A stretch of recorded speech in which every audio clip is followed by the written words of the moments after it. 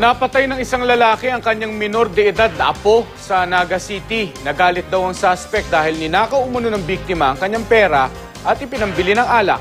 Makibalita tayo kay Charissa Pagtalunan ng GMA Bicol Exclusive.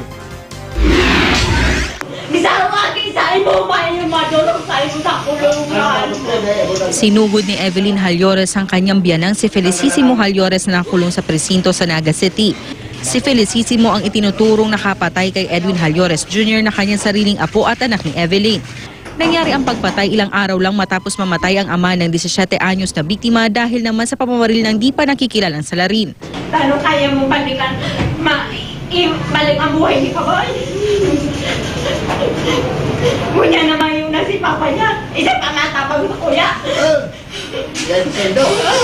Magulo pa sana sa kulungan. Lumabas sa investigasyon na sinugod ni Felicissimo si Edwin. Pinagbintangan daw ng sospek ang biktima na nagnakaw ng kanyang 2,000 piso. Inamin man kang biktima, allegedly, inamin kang biktima na pig-inom niya si kwarta. So siguro dahil para rest na kainom, lalo na yung sospek na iyo malang sa iyang lolo, sinaksak kayo yung sospek sa patindagan.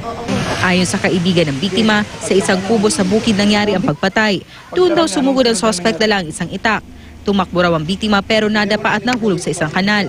Doon na siya pinagsasaksak ng kanyang lolo. Nagsumbong ang kaibigan ng biktima at agad na aresto si Felicissimo.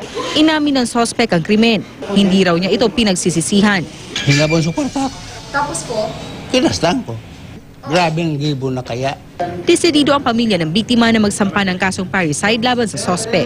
Charissa Pagtalunan, Nagbabalita, Pilipinas.